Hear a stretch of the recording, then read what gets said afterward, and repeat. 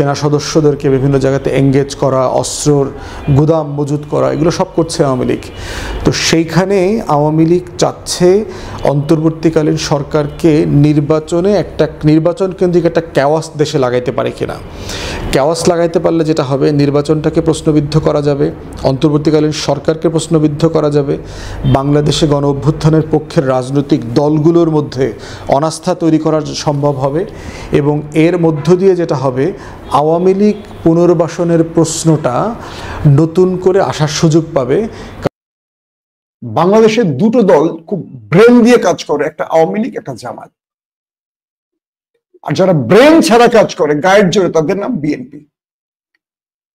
আওয়ামী লীগ যদি কোনো দলকে এবার নির্বাচনে ভোট দেয়, সেটা হবে জাতীয় পার্টি। নির্বাচন নিয়ে আলোচনা হচ্ছে, নির্বাচন কি হবে? যখন সরকার পক্ষে নির্বাচন নিয়ে নতুন আলোচনা, নতুন গুজব যে নির্বাচন কি হবে কিনা, নির্বাচন নিয়ে যখন সরকার ওয়াদাবদ্ধ বা তারিখ দেওয়ার ঘোষণা দিতে যাচ্ছে, তখনই এনসিপি নেতারা নির্বাচন বর্জনের ঘোষণা দিচ্ছে, অর্থাৎ নির্বাচন হুমকির মুখে পড়ে যাচ্ছে। তো এই যে কাজগুলো হচ্ছে, এটা আসলে দেশের জন্য কতটুকু আমি বলবো ভালো, পাশাপাশি ক্ষমতায় মূলত কারা যেতে পারে নির্বাচন দিলে। কারণ নির্বাচনের আগে যে অবস্থা সৃষ্টি হয়েছে, প্রত্যেকটা দল, যে বিএনপি বলেন, জামাত বলেন, জনগণের কাছে কারো কোনো মূল্যায়ন নেই, শুধুমাত্র তাদের নেতাকর্মী রয়েছেন। তো সাধারণ যে জনগণ রয়েছেন, তারা আসলে এখনো ঠিক করতে পারে না তারা কাকে ভোট দিবেন, তাহলে ক্ষমতা কারা যাবে, ক্ষমতার চেয়ার কারা পাবে। আলোচনা শুনি, এরপর বিশ্লেষণ করব। নির্বাচন নিয়ে প্রচুর শঙ্কা আছে, অনিশ্চয়তা আছে। নির্বাচন হবে কি হবে না, ইউনূস ক্ষমতা ছাড়বে কি ছাড়বে না, এই ধরনের বয়ান আমরা আওয়ামী, বাম, দিল্লি, কলকাতার যে একটা সম্মিলিত দেশবিরোধী ফোর্স আছে, এদের কাছ থেকে আমরা প্রায় এটা শুনি। তো নির্বাচনের ধরেন প্রফেসর ইউনূস তো কনসিস্টেন্টলি একই কথা বলেছে, ডিসেম্বর 25 থেকে জুনের 26-এর ভিতর নির্বাচন হবে। আমাদের সাথে মিটিংয়ের পরে ফরেন সার্ভিস একাডেমিতে উনি আবহাওয়া বিবেচনাতে এটা এপ্রিলের ফার্স্ট হাফে নিয়ে আসছেন। তারেক রহমানের সাথে মিটিং করে আসলেন, আসার পরে বললেন যে বিচার সংস্কার নিয়ে যদি কাজ এগিয়ে যায় ফেব্রুয়ারিতে হতে পারে। তো রমজান ঈদ বিবেচনাতে ওয়েদার অনেক গরম হয়ে যাবে। এখন নির্বাচন কমিশনকে বলা হয়েছে যে ফেব্রুয়ারির রোজার আগেই নির্বাচন করে ফেলার ব্যাপারে উনি ইনস্ট্রাকশন দিয়েছেন। এখন নির্বাচন নিয়ে অনেকগুলো বিষয় রয়ে গেছে।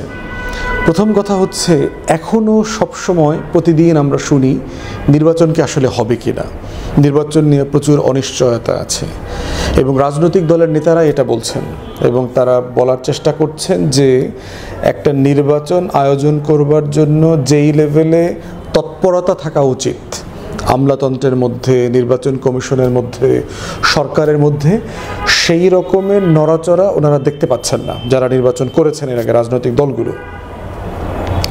দ্বিতীয়ত হচ্ছে, নির্বাচন নিয়ে কয়েকটা টেনশনের জায়গা আছে। প্রথম টেনশন হচ্ছে যে আগামী সংসদটা কি হবে, এটা কি একতরফা একটা সংসদ হবে? কারণ আমাদের হিস্ট্রিতে গত 30-40 বছর ধরে যে প্রসেসটা চলে এসছে, বিএনপি আওয়ামী লীগের একটা দ্বিদলীয় বাস্তবতা ছিল। যদি জাতীয় পার্টিকে ধরি, এটা আরও 40+ বছর।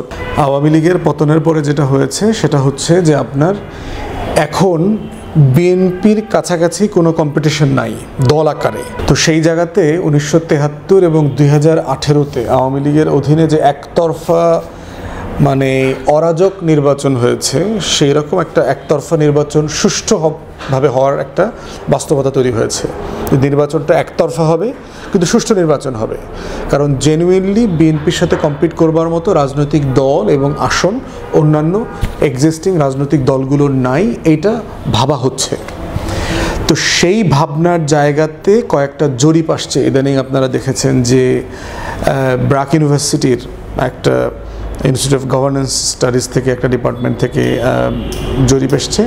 সেখানে তারা বলেছে যে বিএনপির ভোটের কথা বলেছে, এবং একই লোকদের কাছে তারা 3-4 মাস আগেও একবার একটা জরিপ করেছিল, এবং সেখানে তারা দেখিয়েছে যে এক্সিস্টিং যে রাজনৈতিক দল, যে আওয়ামী লীগ এবং জাতীয় পার্টিকেও তারা সেই জরিপের মধ্যে রেখেছে, বিএনপি, জামাত, এনসিপি সবারই ভোট কমেছে। যেটা হয়েছে, ভোট যেখানে বেড়েছে সেখানে হইল না ভোট, যে আমরা এখনও সিদ্ধান্তহীনতায় আছি অথবা কাউকেই পছন্দ হচ্ছে না, সেই শতাংশটা 50%-এর উপরে। 48% আছে যে আমরা এখনও কোথায় ভোট দেবো সিদ্ধান্ত নেই, কিন্তু আপনি অন্য ক্যাটাগরিগুলো যোগ করলে দেখবেন এই সংখ্যাটা 50%-এর উপরে, যেটা কয়েক মাস আগে ছিল প্রায় 62%-এর মতো। তো সেই বাস্তবতায় আসলে ভোটের রাজনীতিতে রাজনৈতিক দলগুলোর যে নিজস্ব ভাবনা, সেই ভাবনাগুলোর ভিতরেও ভিন্ন ভিন্ন মতের জায়গা আছে। আমরা শুনলাম যে একটা বিএনপির নিজস্ব জরিপে তারা 250+ সিট পাবে বলে বলা হচ্ছে।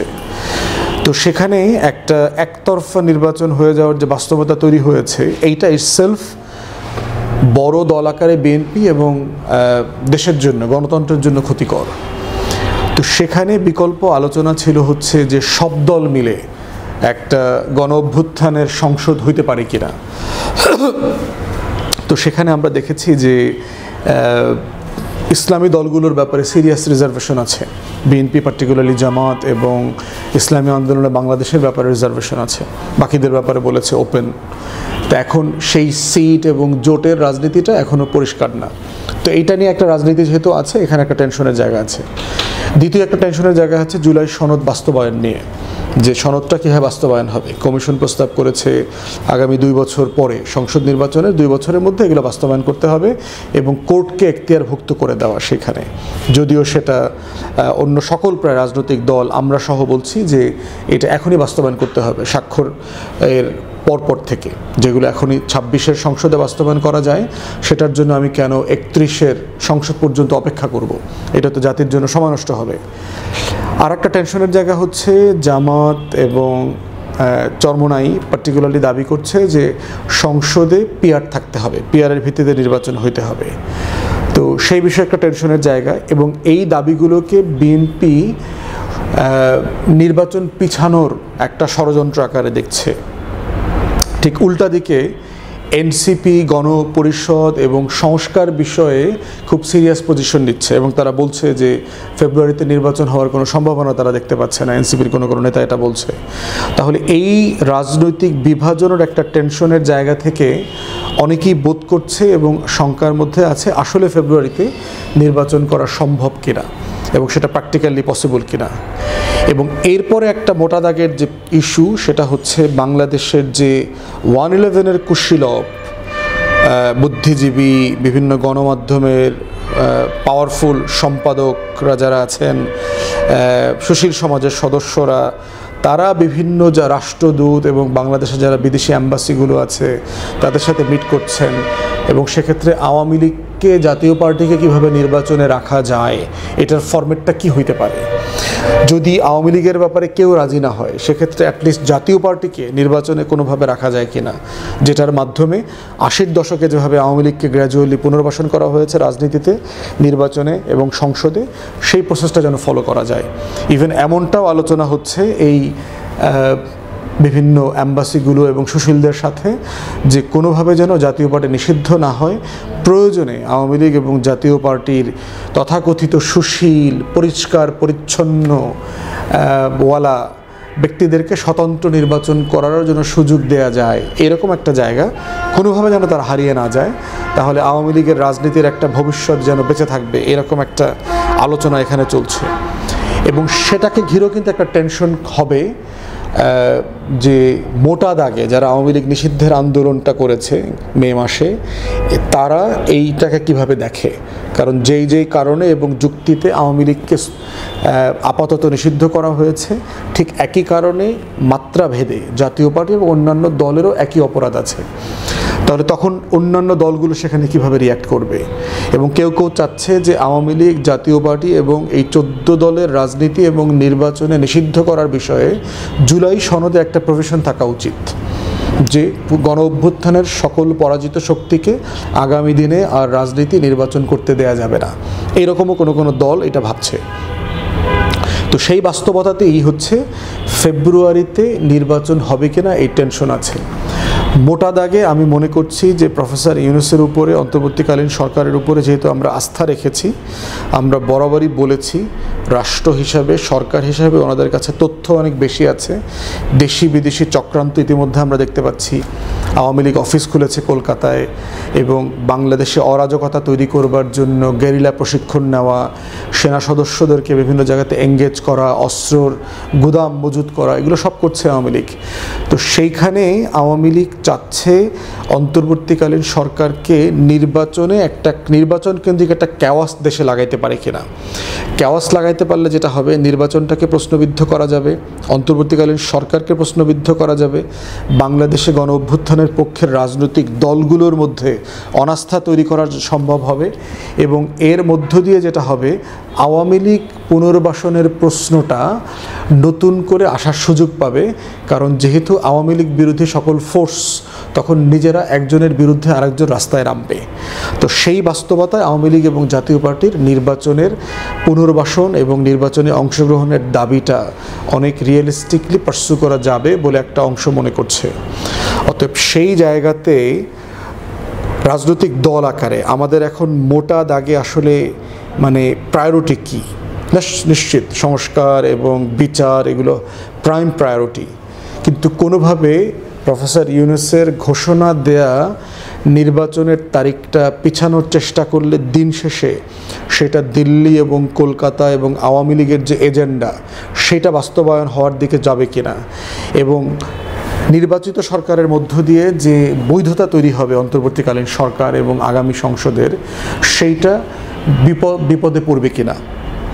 তো এই জন্য আমার মনে হয় যে এইটা রাজনৈতিক দলগুলোকে মানে কান্ট্রি ফার্স্ট, দেশ সবার উপরে, এই প্রায়োরিটিটাকে মাথায় রেখে সবাই মিলে সিরিয়াসলি ঠান্ডা মাথায় আলোচনা করা দরকার।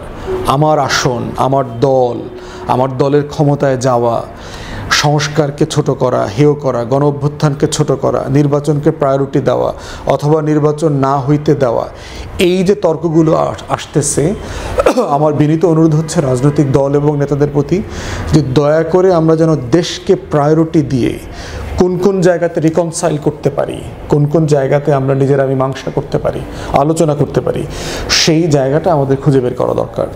কোনোভাবে গণ অভ্যুত্থানের পরাজিত শক্তি এবং আমাদের শত্রুরা যেন কোনোভাবে আমাদের কাজের কারণে, আমাদের ফেইলিয়ারের কারণে সুযোগ না নেয়। তাহলে গণ অভ্যুত্থান ব্যর্থ হবে, আমাদের 1400 শহীদের শাহাদাত, কোরবানি ব্যর্থ হবে।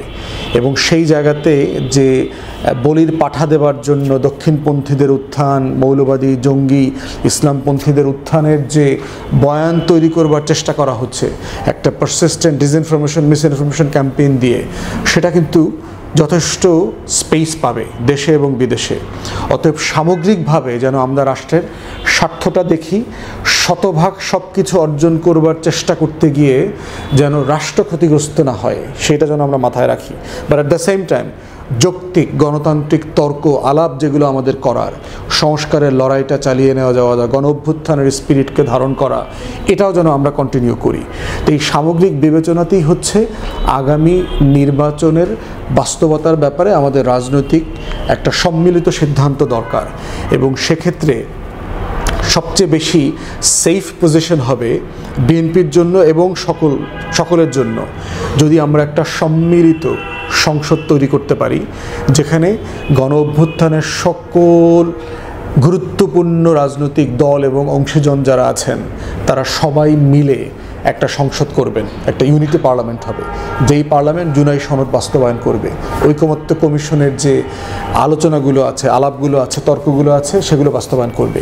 সেটা করতে পারলে যেটা হবে, আমাদের যারা জাতীয় শত্রু আওয়ামী লীগ, জাতীয় পার্টি এবং অন্যান্য 14 দল এবং তাদের যারা মাস্টার আছে দিল্লি এবং কলকাতার যে বয়ান আছে, তাদেরকে আমরা দূরে রাখতে পারবো। এবং এইখানে আমরা বড় রাজনৈতিক দলগুলোর কাছ থেকে দায়িত্বশীল আচরণ চাচ্ছি এবং মানে রেসপন্সিবল লিডারশিপও চাচ্ছি, নেতৃত্ব দেখতে চাচ্ছি। এই রাষ্ট্রনায়কোচিত নেতৃত্ব দিতে না পারলে স্বাভাবিকভাবে আমার এই মেসেজগুলো আমি থাকি আর না থাকি, অর্থাৎ আমি যদি বেঁচেও না থাকি, যারা এই ভিডিওটা দেখবেন তারা যেন একটি মেসেজ পায়, আর সেই মেসেজটি আগামী দিনে তার দ্বারা মুসলিম উম্মার কোন একটি কাজে লাগে। তাই আমার সংবাদের মধ্যেও আমি কৌশলে চেষ্টা করি কিছু মেসেজ আপনাদের পৌঁছে দেওয়ার জন্য। দর্শক, আজকের পুরো ভিডিওটি বাংলাদেশ প্রসঙ্গে, কিন্তু আমি কথা বলবো অনেক ইতিহাসও টেনে নিয়ে আসবো এই সংবাদের মধ্যে। বাংলাদেশে এই মুহূর্তে কে ক্ষমতায় বসবেন, এটা নিয়ে নানান রকম জরিপ, আলোচনা, সমালোচনা, বিভিন্ন প্রেক্ষাপটে এটা নিয়ে বিভিন্ন বিশদ আলোচনা চলছে। সাম্প্রতিক সময় বেশ কয়েকটি সংস্থা জরিপ করেছে। এই জরিপে হতাশ হয়েছে অনেকগুলো বড় বড় দল। কি করে বিজয় ছিনিয়ে নেওয়া যায় তার জন্য পর্দার অন্তরালে চলছে অনেক রকম কৌশল। কখনো এক দল তার আরেক কৌশল, মানে আরেক দল সেই কৌশলকে পরাজিত করে এগিয়ে চলছে, আবার কখনো তারা ছিটকে পড়ছে, অন্য দল উঠে আসছে। আবার নেপথ্যে বসে এই দলগুলোকে নিয়ে যারা খেলছেন তাদের পরিকল্পনা সফল হচ্ছে, কখনো ব্যর্থ হচ্ছে, আবারও সফল হচ্ছে, কখনো ব্যর্থ হচ্ছে।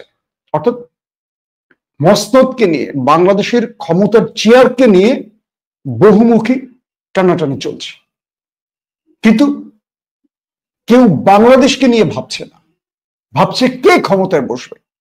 সবার টার্গেট ক্ষমতার চেয়ার, কিন্তু বাংলাদেশের এবং জনগণের ভাগ্য পরিবর্তনে কেউ কি ভাবছে? দর্শক, রাজনৈতিক দলগুলো আমাদেরকে গোলাম মনে করে। এই দেশের জনগণ গোলাম, রাজনীতিবিদরা হলেন দেশের মালিক। তারা যেভাবে বলে দিবেন আমরা সেভাবে চলবো। তারা যেভাবে বলেন জনগণ নির্বাচন চায়, জনগণ এটা বলে, জনগণ এটা চায়, আসলে কি জনগণ চায়? তারা নিজেরা যেটা বলে জনগণ কি আদৌ তা চায়? আজকে রাজনীতিবিদরা গণতান্ত্রিক ভাষায় জনগণকে গোলাম বলে না, জনগণ বলে। কিন্তু আজ থেকে ৬,০০০ বছর আগে এদেরকে গোলাম বলা হতো। ধরুন হযরত নূহ আলাইহিস সালাম, তার ৩ ছেলে ছিলেন। আপনারা হিস্টোরিক্যাল হয়তো কেউ কেউ জানেন, অনেকে হয়তো জানেন না। তো ৩ ছেলের মধ্যে শাম, হাম, ইয়াফেস। তো একদিন এই ৩ ছেলেকে নূহ আলাইহিস সালাম বললেন, প্রথমে শামকে বললেন যে আল্লাহ তোমার জাতির মধ্যে প্রচুর নবী পাঠাবেন। আর একদম ছোট ছেলে যার নাম হলো ইয়াফেজ, তাকে বললেন আল্লাহ তোমার বংশধরদের মধ্যে অনেক বাদশাহ পাঠাবেন, যারা বাদশাহ বা সুলতান হবেন।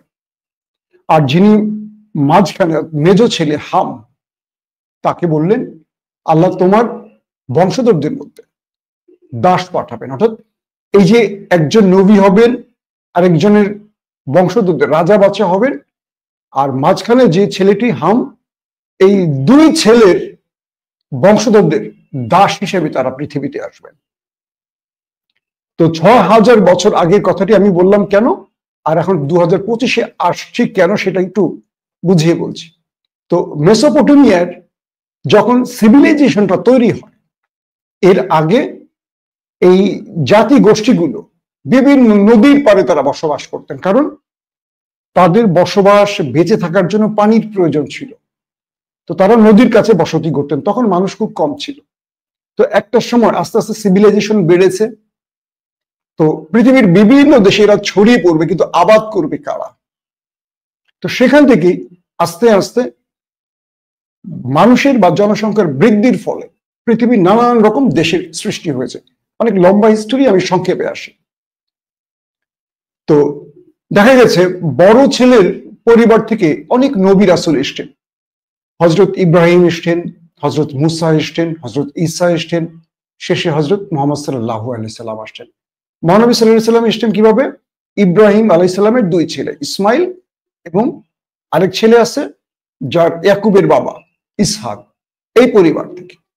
আর আরেক ছেলের পরিবার যে ছোট ছেলে ইয়াফেস, তার পরিবার থেকে এসছে কে? জুলকারনাইন। তার পরিবার থেকে এসছে মঙ্গল, চেঙ্গিস খান, অটোমান সাম্রাজ্য, এরা। আর হাম যে মেজ ছেলে, তার পরিবার থেকে এই আজকের আফ্রিকার দাস। কিন্তু পৃথিবীতে আফ্রিকাকে আল্লাহ সবচেয়ে বেশি সম্পদে পরিপূর্ণ রাখার পর এরা পিছিয়ে ছিল।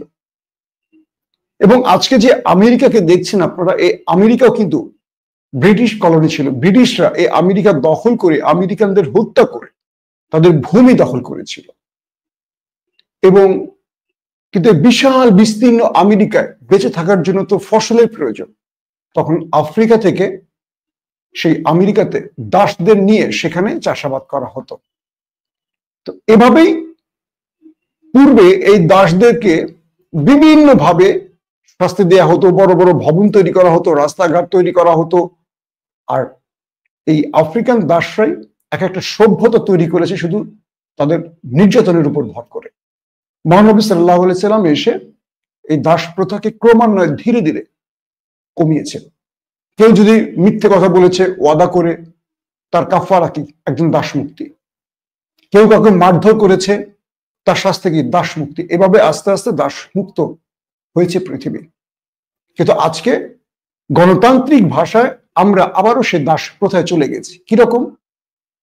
আমাদের নেতারা বলে দেন জনগণ এটা চায়, আমাদের নেতারা বলেন জনগণ ওটা চায়, আমাদের নেতারা ডাকেন পল্টনে চলে আসো, সোহরাওয়ার্দীতে চলে আসো, আমরা জীবন দেই। 2024-এ একটা বিপ্লব হয়েছে, সেই বিপ্লবে জীবন দিয়েছে কি? এই দাস, আমরা দাসরা, আমরা জনগণরা। কিন্তু আমাদের সামনে যারা সাইনবোর্ডে দাঁড়িয়ে নেতৃত্ব দিয়েছেন তারা এখন ওয়েস্ট ইন্ডিজে যান। আমি এটাকে ছোট করে বা বড় করে না। আবার যারা আমাদের নেতা হন, সেই নেতারা এসি রুমে বসে থেকে নির্দেশ দিয়ে চলে যান, আমরা হরতাল করি, অসহযোগ করি, বোমা মারি, 32 নম্বর রক্ষা করতে যাই, আমরা গুলি খাই, আমরা গুম হই, ক্রস ফায়ার হই, নেতারা বেঁচে যান। আবার নেতাদের ছেলেরা বিদেশ থেকে আসে, এসে বাবার অবৈধ টাকার উপর আয়েশ করে। মিছিল মিটিং কিছু করা লাগে না, সাদা পাজামা পাঞ্জাবি পরে এসে তারা নেতা হয়ে যান। বাবার অবৈধ টাকা তো ভরপুর, সেই টাকার উপর ভর করে তিনি নেতা হয়ে যান। আর আমরা ওই যে হামের বংশধরের মতো দাস দাসী থেকে যাই। বাংলাদেশের প্রত্যেকটা ডিস্ট্রিক্টে চিন্তা করেন আওয়ামী লীগ এবং বিএনপির নেতা কারা? বাবার পরে ছেলে, তাই তো? কজন তৃণমূল থেকে উঠে এসছেন? যে নেতা স্যান্ডেল পায়ে দিয়ে রাজনীতিতে এসেছিলেন আজ থেকে 50 বছর 40 বছর আগে, তিনি রাজনীতি করে করে হাজার হাজার কোটি টাকার মালিক, দেশে বিদেশে, বেগমপাড়া, পৃথিবীর সব জায়গায় তার সম্পত্তি রয়েছে, বাড়ি ঘর গাড়ি সম্পদ, বড় বড় হোটেল রেস্টুরেন্ট রয়েছে। আমরা জনগণ ঋণের বোঝার নিচে আছি, তাই তো রাজনীতি। এবং এই যে আগামীতে একটা নির্বাচন হবে, সেই নির্বাচনে আমরা দাসরা দাস থাকবো, তারা হবে। তারা, আমাদের নেতার ছেলেরা সুইজারল্যান্ডে চলে যাবেন, আমাদের নেতার ছেলেরা সিঙ্গাপুর চুল কাটতে যাবেন, এক কাপ কফি খেতে তারা চলে যাবেন কোথায়? আমেরিকাতে। তারা বন্ধুর সাথে দেখা করতে চলে যাবেন আমেরিকাতে, তারা চিকিৎসা কই যাবেন? ব্যাংককে। আমরা সরকারি হাসপাতালে দুঃখে দুঃখে মরব। এই যে দাস প্রথা দিয়ে কথাটা বললাম, বুঝতে পারছেন আপনারা? তো আফ্রিকাকে মুক্ত করেছেন দুজন ব্যক্তি, তিনজন ব্যক্তি। নেলসন ম্যান্ডেলা, যিনি এই কালোদের দাস বানানোর নির্যাতনের বিরুদ্ধে 27 বছর জেল খেটেছেন। একটা সময় কালোদের মুক্তির সুবাতাস তিনি ছড়িয়ে দিতে পেরেছেন। এরপর আফ্রিকা থেকে আরেক নেতা এসেছিলেন মুয়াম্মার গাদ্দাফি। তিনি বেঁচে থাকলে আরো বেশ কিছুদিন হয়তো আজকে আমেরিকা থাকতে পারতো না। তিনি পুরো আফ্রিকাকে ইউনাইটেড একটা পজিশনে তিনি পুরো ঐক্যবদ্ধ করার চেষ্টা করেছেন আফ্রিকাকে। ডলারের এগেনস্টে নিজে কারেন্সি তৈরি চিন্তা করেছিলেন। তারপর আমেরিকার মতো বিশ্ব মোড়লরা সে আফ্রিকার কি বলবো, মুয়াম্মার গাদ্দাফির মতো বিশ্ব নেতাকে সে মুসলমানদেরকে দিয়ে হত্যা করিয়েছেন বিভিন্ন কৌশলে। আমাদের সামনে মূলা ঝুলিয়ে আমাদেরকে দিয়ে আমাদের নেতাকে মেরে দিয়েছেন।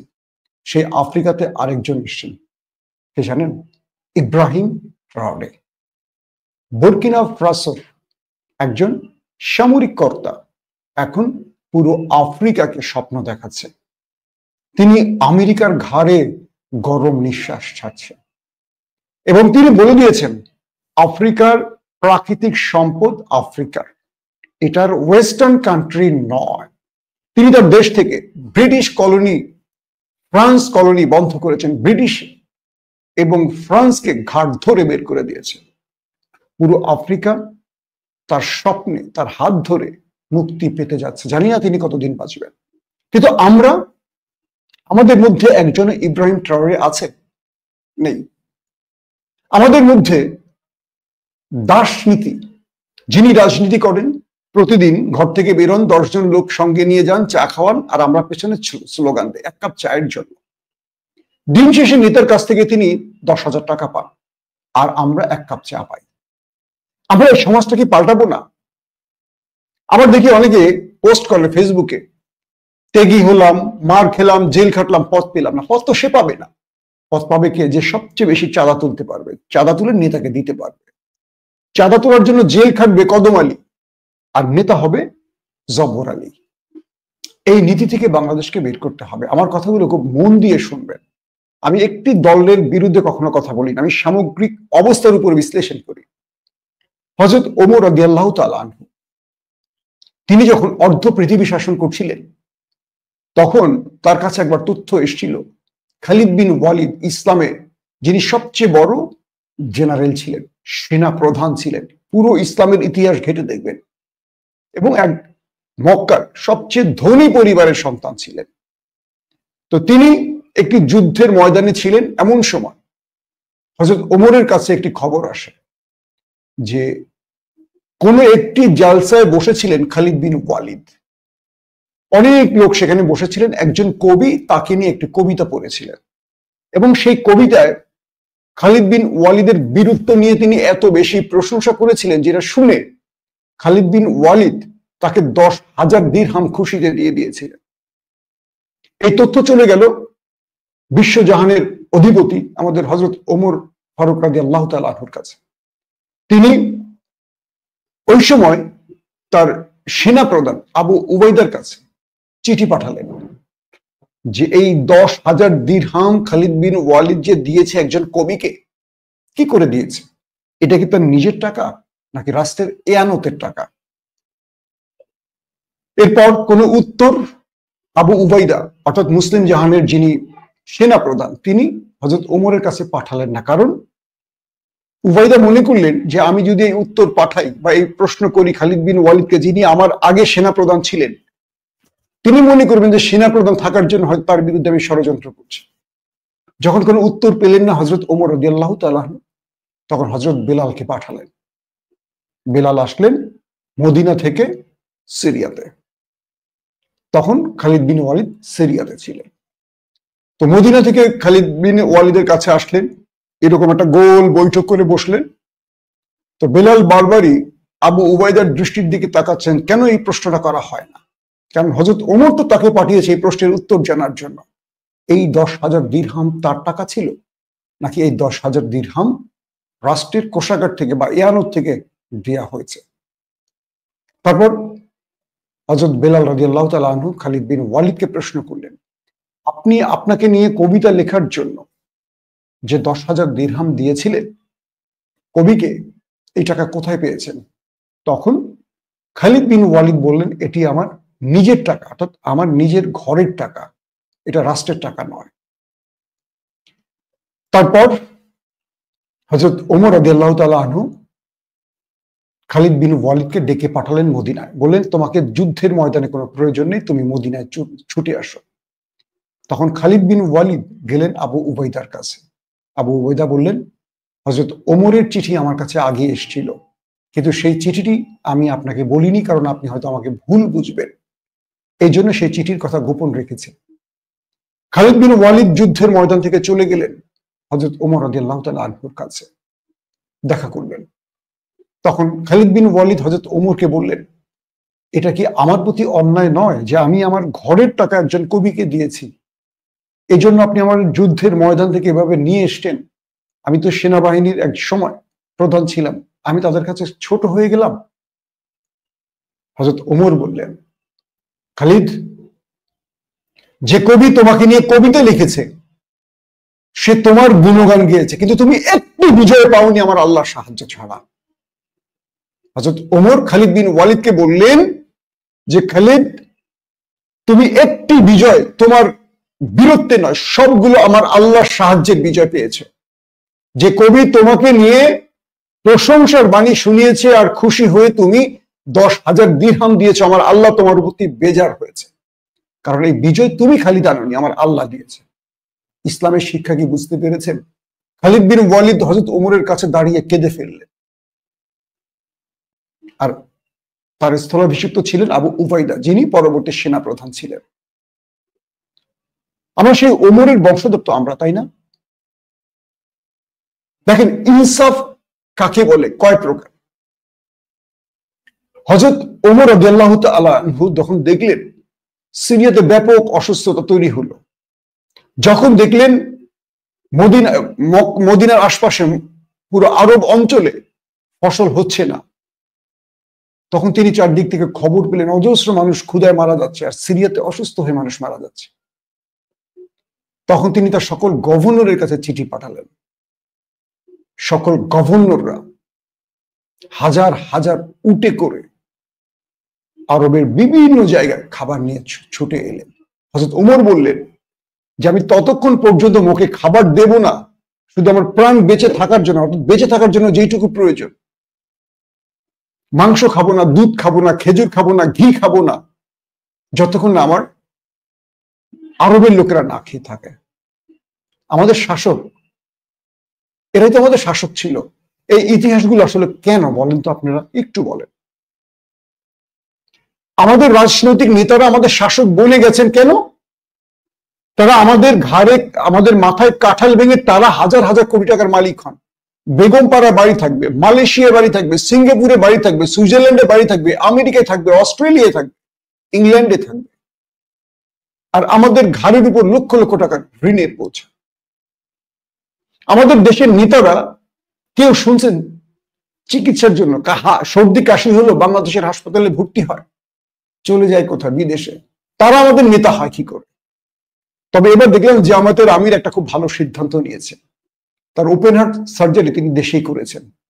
আমি মনে করি এরকম করে আমাদের বাকি নেতাদের এগিয়ে আসতে হবে।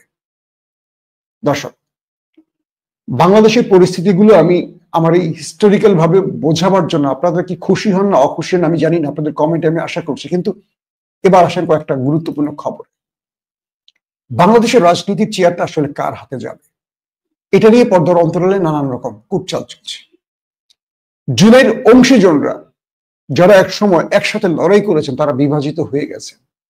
আমাদের কাছে বিভিন্ন রকম তথ্য আসছে, নেপথ্যে বসে ষড়যন্ত্রকারীরা বা তাদের কুশীলবরা রাজনৈতিক দলগুলোর মধ্যে আরো বেশ কিছু ন্যারেটিভ তুলে দিচ্ছে। আগামী দিনগুলো আরো সহিংস হতে যাচ্ছে। কালকে দেখলাম বিএনপি নেতা, স্থায়ী কমিটির নেতা সালাউদ্দিন ভাই বললেন যারা নির্বাচনে আসবে না তারা মাইনাস হয়ে যাবে। এই কথাগুলো 111-এ আমরা শুনেছিলাম, শেষ পর্যন্ত 111-এ মাইনাস হয়ে গেছে বিএনপি। জেলে চলে গেছেন বেগম জিয়া, তারেক রহমান, এবং তারেক রহমানকে কি পরিমাণ শাস্তি, কি পরিমাণ নির্যাতন ভোগ করতে হয়েছে আমরা ভুলে যাইনি। রাজনীতিতে যে যত ছাড় দেবেন সে তত মানুষের হৃদয় পাবেন। রাজনীতিতে যে যত মানুষের কাছে যাবেন সে তত এগিয়ে যাবেন। জুলাই বিপ্লবের পর বিএনপির ভোট বাড়েনি, বিএনপির ভোট কমেছে। তবে বিএনপি তারা একটা কৌশলে বারবারই ভুল করছে, তারা কিছু নেতাকে আওয়ামী লীগের করে রাস্তায় নামিয়ে দিয়েছেন। রুমিন এবং আছেন মোজা পাগলা, কি ফজা পাগলা, আছেন হাবিবুর রহমান, এরকম বেশ কজন। বিএনপি মনে করছে যে এরা আওয়ামী লীগের সুরে কথা বললে আওয়ামী লীগের ভোটগুলো আমাদের কাছে আসবে। দুটো বিষয়, আমরা মাঠে যেই অবস্থা দেখছি, আমরা যে ভিডিওগুলো করছি, এই ভিডিওতে প্রতিদিনই হাজার হাজার কমেন্ট আসছে। আমি সেই দিনও কমেন্ট পড়লাম, একজন লিখেছেন আমার পরিবার 30 বছর বিএনপি রাজনীতির সাথে জড়িত, এবার আমরা বিএনপিকে ভোট দেব না। এই কমেন্ট সর্বাধিক আমার ভিডিওর নিচে আসছে। তো আওয়ামী লীগ কি এত বোকা রাজনৈতিক দল আপনারা মনে করেন? বাংলাদেশের দুটো দল খুব ব্রেন দিয়ে কাজ করে, একটা আওয়ামী লীগ, একটা জামায়াত। আর যারা ব্রেন ছাড়া কাজ করে গায়ের জোরে তাদের নাম বিএনপি। আওয়ামী লীগ যদি কোনো দলকে এবার নির্বাচনে ভোট দেয় সেটা হবে জাতীয় পার্টি, কারণ এরা আওয়ামী লীগের মিত্র ছিল। আওয়ামী লীগ চাইবে এদেরকে প্রধান বিরোধী দল বানাতে, সরকারে হয়তো বসাতে পারবে না কিন্তু বিরোধী দল বানাতে, যাতে করে সংসদে বিএনপিকে টাফ টাইম দিতে পারে। আওয়ামী লীগ জামাতকে ভোট দেবে না, জাতীয় পার্টিকে, বা জাতীয় পার্টির মধ্যে আওয়ামী লীগের প্রচুর প্রার্থী জড়িয়ে যাবে। হয়তোবা খুব বড় ফ্রেমের যারা আওয়ামী লীগ বিগত সময় করছেন তারা নাও আসতে পারেন ভয়, কিন্তু আওয়ামী লীগ অর্থায়ন করে দিল্লির পরিকল্পনায়, পরামর্শে, সহযোগিতা, মাঠ প্রশাসন সিভিল প্রশাসন, রাষ্ট্রের আমলা, যারা এখনো আওয়ামী লীগের গুরুত্বপূর্ণ মেসেজ বহন করছে, যারা বিগত সময় নিয়োগ পেয়েছেন আওয়ামী লীগের কারণে, এরা প্রত্যেকে নির্বাচনের সময় জাতীয় পার্টিকে যে কোনো ভাবে একটা ভালো আসনে আনার চেষ্টা করবে। কারণ জাতীয় পার্টি যদি 30 জন দেয়, বাকি সবগুলো আসনে দিবে আওয়ামী লীগের প্রার্থী। কিন্তু হয়তো গায়ে আওয়ামী লীগের সাইনবোর্ড থাকবে না। আওয়ামী লীগ এই কৌশলটা নেবে। বিএনপিকে কেন ভোট দিবে? আমি বহু আওয়ামী লীগের নেতাদের সাথে বা কর্মীদের সাথে কথা বলি, তারা আমাকে বলে যে বিএনপি এখন যত ভালো কথাই বলছে, এটা আমাদের ভোট নেওয়ার জন্য। ভোটের পরে বিএনপি যদি ক্ষমতা চলে আসে, আমাদের পিঠের ছাল বিএনপি রাখবে না।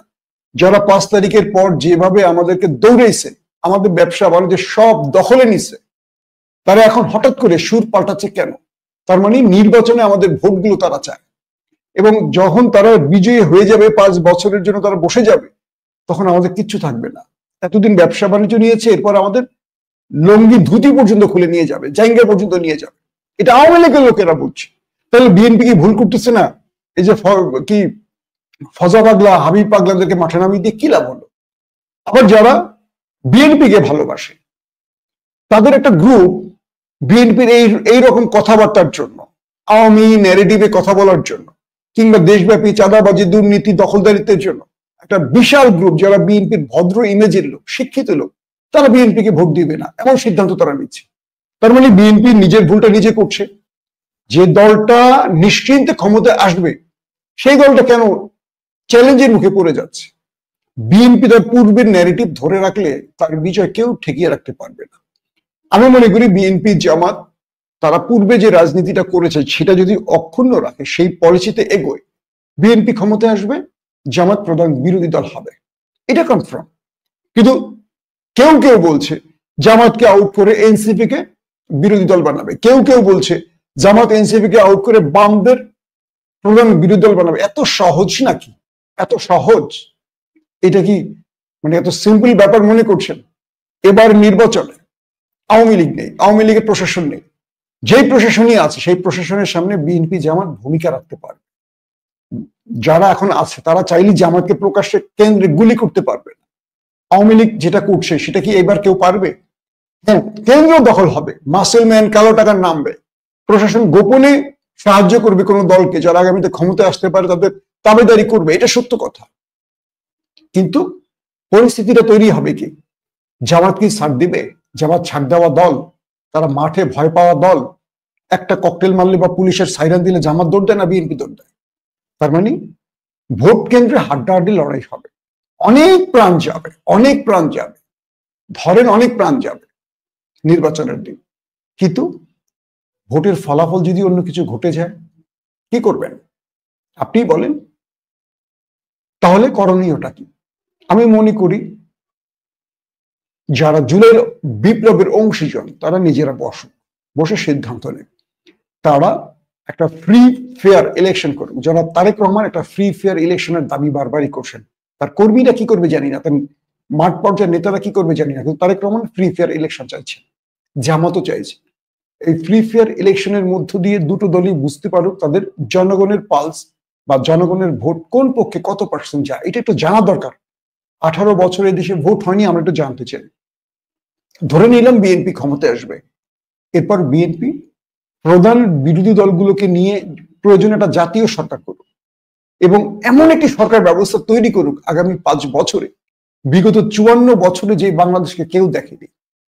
প্রত্যেকে যেন বিএনপির প্রতি আশ্বস্ত হতে পারে, বিশ্বাস তৈরি করতে পারে, এবং বিএনপি ঠিক জিয়াউর রহমানকে আবার এস্টাবলিশ করতে পারে বাংলাদেশে, যেটা 54 বছরে আমরা একজন শাসককে পেয়েছিলাম, জিয়াউর রহমান, যার ওই খণ্ডকালীন ক্ষণজন্ম জিয়াউর রহমান আজ পর্যন্ত জাতীয়তাবাদী শক্তিকে বাঁচিয়ে রেখেছেন, কবরে শুয়ে বাঁচিয়ে রেখেছেন মানুষের হৃদয়। আমরা তো কেউ জিয়াউর রহমানকে দেখিনি, ভালোবাসি, তার সম্পর্কে বাবার কাছে, মায়ের কাছে শুনে। আবার আমি আমার সন্তানকে বলি জিয়াউর রহমান কেমন ছিলেন, সে এইভাবে বাঁচিয়ে রাখবে জিয়াউর রহমানকে। তাহলে আজকে যারা বিএনপি চালাচ্ছেন তারা কি জিয়াউর রহমানের আদর্শে আছেন? আমার মনে হয় না। তারা আছেন লুটপাটের রাজনীতিতে। যারা তারেক রহমান কি জানেন না তার দলে বিগত সময় কারা লুটপাট দুর্নীতি করেছেন, আগামীতে কারা করবেন জানেন, তার কাছে সঠিক তথ্য আছে। আসছে নির্বাচনে 300 আসনের প্রার্থীদের মধ্যে কজন লুটপাটকারী হবে কজন দখলদার নেতা হবেন সেটা কিন্তু আমরা নমিনেশনই বুঝে যাব, এবং তখনই বুঝবো আসলে বিএনপি কি চায়। যখনই দেখবো যে বিএনপি ক্লিন ইমেজের ব্যক্তিদেরকে, সৎ ব্যক্তিদের নমিনেশন দিয়েছে, তখন আমরা বুঝে যাব নেক্সট 5 বছর বিএনপি ভালো কিছু চায়। যখন আমরা দেখব যারা লুটপাট করে হাজার কোটি টাকার মালিক হয়ে গেছে সেই সব ব্যক্তিরই নমিনেশন পেয়েছে, বা পূর্বে যারা নমিনেশন পেয়ে রাষ্ট্রকে লুটেছে কিন্তু গত 16 বছর আন্দোলনে অ্যাক্টিভ ছিলেন না, তাদেরকে নমিনেশন দেওয়া হয়েছে, তখন বুঝবো বিএনপি ভুল পথে আছে। তখনই আমরা নির্বাচনের ভোট কোন দিকে যায় বা কোন উদ্দেশ্যে কি হবে সেটা বুঝতে পারবো। তার মানে আমাদের টার্গেট বিএনপির নমিনেশন কোন পক্ষে যায়, তাই তো? এখন তারেক রহমান লন্ডনে বসে বিগত সময় তার যে গবেষণামূলক বক্তব্যগুলো, সেই বক্তব্যের মূল ফলাফল দেখতে চায়। তিনি 5,000-এর মতো নেতাকর্মীকে বহিষ্কার করেছেন, কিন্তু দখলদারিত্ব, চাঁদাবাজি বন্ধ হয়নি। এর দায় পুরোপুরি বিএনপিকে নিতে হচ্ছে, তারেক রহমানকে নিতে হচ্ছে, কিন্তু তিনি চাইছেন এখান থেকে দল মুক্তি পাক। এতগুলো নেতা কখনো কোন দল বহিষ্কার করেছে, কিন্তু তারেক রহমান করেছে। এই জন্য তিনি অবশ্যই সাধুবাদ পাওয়ার যোগ্য, তিনি ভালো কিছু চান। প্রশ্ন হলো তার একক চাওয়ার উপরে কি সব হবে? বোধ হয় না, কারণ দলটার স্থায়ী কমিটির সবাই কি তা চায়? সবার উদ্দেশ্য কি এক? সবাই কি সৎভাবে এগুচ্ছেন? পাশাপাশি বর্তমান সময় নির্বাচন কেউ করবে কেউ করবে না, কেউ নির্বাচনে না আসলে মাইনাস হয়ে যাবে, ছিটকে পড়বে, এই বক্তব্য নয়, বরং যারা বড় দল তাদের উচিত ছোট দলগুলোর সাথে একটা ভালো সম্পর্ক তৈরি করে তাদের নির্বাচনে আনা, তাদের আশ্বস্ত করা যে একটা ফ্রি ফেয়ার ইলেকশন হবে। প্রফেসর ইউনূসের প্রতি মানুষের এই মুহূর্তে আস্থা নেই, কিন্তু যতটুকু তথ্য আমাদের কাছে আসছে, থার্ড পার্টি এমন একটি কিছু করতে চায় যাতে প্রত্যেকটা রাজনৈতিক দল নিজেরা কামড়াকামড়ি করে শেষ পর্যন্ত নির্বাচন না হয়, বাংলাদেশে তৃতীয় পক্ষের কেউ ক্ষমতায় আসে। এক কথায় আগামীর মসনদ অনিশ্চিত।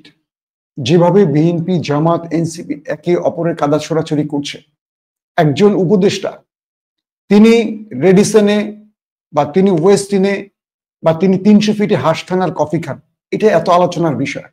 কিন্তু এই দেশের স্যান্ডেল পায়ে দিয়ে রাজনীতিতে আসা একজন মামুলি ব্যক্তির, যিনি মেয়র থেকে বা যিনি এমপি হয়ে, মন্ত্রী হয়ে লক্ষ লক্ষ কোটি টাকার সম্পদ বানিয়েছেন, তার সন্তান যিনি চুল কাটতে সিঙ্গাপুরে যান, যিনি সামান্য বুকে একটু ব্যথা হলে বা একটু জ্বর উঠলে আমেরিকার চিকিৎসা যান, ব্যাংককে যান, সেই সব নেতাদের পোস্টে এটা মানায়? ছেঁড়া স্যান্ডেল পায়ে দিয়ে আসা নেতার ছেলে যদি সিঙ্গাপুরে চুল কাটাতে পারেন, রাষ্ট্রের উপদেষ্টা ওয়েস্টিনে যেতে পারে তো নাকি? যাওয়া উচিত ছিল না, কিন্তু পারে তো। একজন উপদেষ্টা তার মন চাইলে সে ওয়েস্টিনে আরো কোথাও যাক, কিন্তু একজন এমপির ছেলে লন্ডনে পড়াশোনা করেন কি করে, আমেরিকায় পড়াশোনা করেন কি করে, এই টাকা পান কোথায়, এমপির এই টাকার উৎস কোথায়? এই প্রশ্ন কি আমরা করি না? অথচ সেই এমপির ছেলেই পোস্ট করেন, লাইনে দাঁড়ায় খাবার খায় ক্যান্টিনে, আর উপদেষ্টা হয়ে যায় ওয়েস্টিনে। মানে এটাকে তার মতো করে বলিনি, এই টাইপেরই আর কি, আমি আমার মতো করে বললাম। তারও আয়ের উৎস, তারও অর্থের উৎস আমরা জানতে চাইলে তিনি কি জবাব দেবেন?